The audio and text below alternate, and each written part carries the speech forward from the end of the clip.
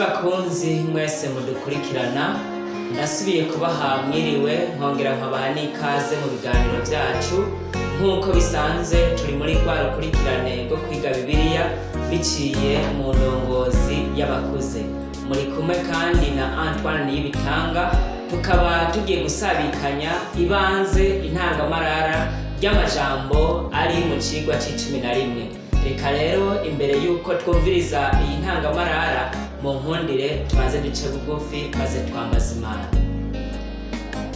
Ewe Uhoraho Mana yacu kibirengeye kizima, izina ryawe niryubahwe.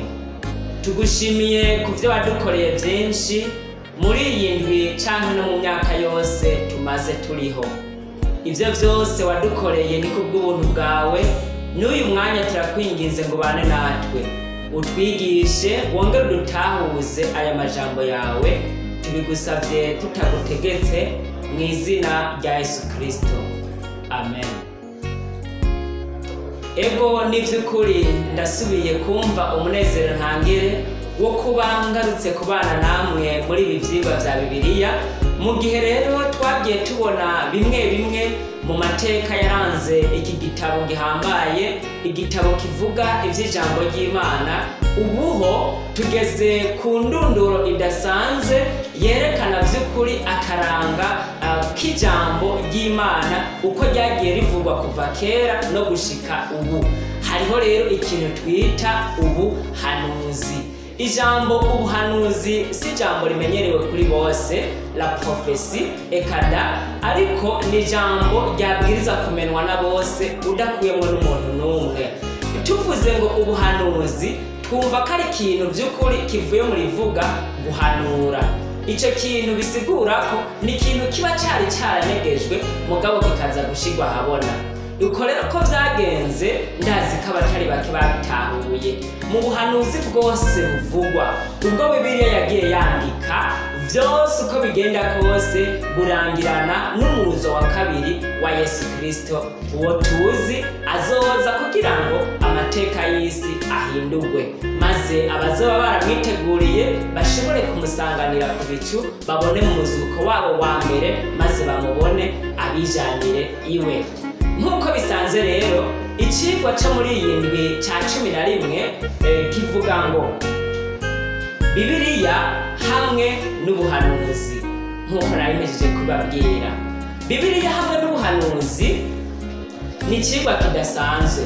Ubuhanuzi bwagiye bushigwa mu iki gitabo, mu bitabo bibiri bihambaye bizwi cyane mu bitabo bigize Bibiliya. Kimwe biboneka mu gitabo ca Daniel, ubundi nabwo tukabusanga mu gitabo c'Ivyahishuriwe Yohana.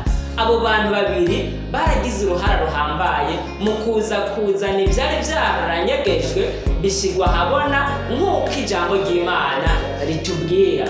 Ubuhanuzi rero ni icigwa gituma umuntu atahukirwa ibintu biba vyari vyaravuzwe mugabo bikavugwa mu mvugo zifobetse. Uyu munsi canke mw'iyi ndwi tuzomenya ibitari bike vyavuzwe mugabo bitari vyagenewe kumbure kumenwa n'abantu bataba bashatse gucukumbura cane. Wogira ngo ni vyigwa vy'abakuze ugiye kubiraba, kuko Bibiliya hari ukuntu itandukanya ivyigwa, ugasanga hari ivyigwa vy'abana abakiri bato hamwe n'ivyigwa vy'abakuze. Icigwa rero c'ubuhanuzi ni icigwa vy'ukuri kiba gigenewe abantu baba bakomeye, baba bamaze kumva ko vy'ukuri bakeneye kwiga vyinshi. Reka twumvirize twongere tunamenye amasomo tuzokwibandako muri iyi ndwi. Muri iyi ndwi yose tuzokwibanda mu masomo aboneka mu gitabo ca Daniyeli, ni mu gice ciwe ca kabiri guhera ku murongo wa 27 gushika ku 45, mu gitabo c'ubutumwa bwiza bwa Yesu nk'uko bwanditswe na Yohana, igice ca 14 umurongo wa 29, igitabo co guharura igice ca 14 umurongo wa 34, Daniyeli igice c'7 guhera ku murongo wa 1 gushika ku 25, Daniyeli igice c'8 ku murongo wa 14, hamwe n'icete ca mbere Paulo yandikiye Abikorinto mu gice ciwe c'10 guhera ku murongo wa 1 gushika ku wa 13. ubuhanuzi rero bwa Bibiliya ni kirumara kukaranga n'inshingano yacu, ni kirumara n'inyambere n'ibintu tukwiye gufata nka kamere, tukabifata mu buzima bwacu tukabibona ko ari ibintu bihambaye, ntiduhave tubona kumenga ni ikintu cyo gufinatisha. Oya namba, ubuhanuzi butanga igikoresho gikorera imbere no hanze cyo kwemeza ukutivuguruza kw'ijambo ry'Imana. Hari ikibazo rero gihambaye tugiye kuzobona, mbega ni gute dutanga ubusobanuro bw'ubuhanuzi mu buryo bubereye kugira ngo tumenye igihe ubwo buhanuzi uko biri bwamaze kurengana. Turakenera rero kumenya ukuri, ndasubiyemo, turakenera kumenya ukuri kw'amajambo yose yavuzwe mu mvugo ya gihanuzi kugira ngo abantu batwumviriza n'abaturaba bashobore gutahura amajambo yose uko yagiye avugwa muri Bibiliya. Dusomye muri Yohana, mu butumwa bwiza bwanditse na Yohana bwa Yesu, mu gice ca 14:29 havuga ngo, nuko none ndababwiye bitaraba ngo aho bizobera muze mwizere. Yesu imbere yuko ava mu isi yarasezeye abigisha, atangura kubamenyesha ababwira ko amajambo yose yagiye aravuga nibayumva naho yababwiye bitaraba baze bayizere. Hariho rero imvugo nyinshi zagiye zivugwa na Yesu zabaye, niyo mpamvu dukwiye kuzizera. No mu butumwa bwiza nyene bwanditswe na Yohana mu gice ciwe ca 13:19 ayo majambo avuga ngo, uhereye ubu ndabibabariye bitaraba kugira ngo aho bizobera mwizere ko ndiwe. Yesu rero yari yarabihanuye kugira ngo igihe cyose bazobona bibaye maze bavyizere. Mu gihe cy'ubugorozi, aho ni mu kiringo ca kera, abagorozi bisunze uburyo bwo gukoresha ivy'akahise.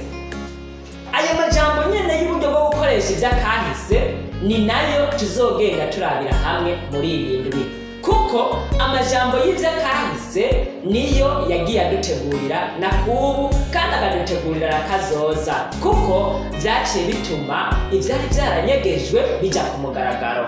Muri iyi ndwi rero tuzokwiga inkingi zishigikiye uburyo bwo gusobanurwa ubuhanuzi wisunza kahise, kandi dutegereza kubona muri kahise ishitswa ry'ubuhanuzi. Twige ibikorwa by'uburinzi bwisumba byose mu mihari yazanywe n'ubugorozi, hamwe no gutahura urukurikirane rw'ibintu byashitse mu gihe cyo kwikoraniriza hamwe kw'amahanga yitegurira ikiringo ca nyuma c'intambara ihambaye.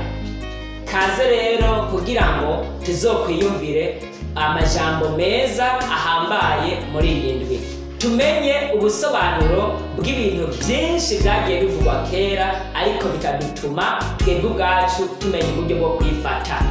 Uwo ari we wese ndamutumira kugira ngo muri iyi ndwi ntazacikwe n'icigwa na kimwe, kugira ngo uku kuntu dukomeza kwitegurira ukuza kwa kabiri kwa Yesu Kristo, twese hamwe tuzomwitegurire tudatsinzwe n'urubanza. Mwari kumwe na Antoine Niyibitanga, umwizera mu ishengero ry'Abadventiste b'umunsi w'indwi mu Kamenge. Reka rero imbere yuko dutandukana, mu nkundire kandi dusubire dusenge. Uwera Mana yacu, ishimwe, icubahiro n'ibigwi ibyawe ibihe byose. Raba usubiye kuduha akaryo keza ko kumva bimwe mu ijambo ryawe. Niyo mpamvu tukwinginze ngo ku bwacu ntacyo twoshobora, ariko wewe udutahuze, na ntaryo tube abawe nk'uko ugomba, mu izina rya Yesu Kristo. Amen.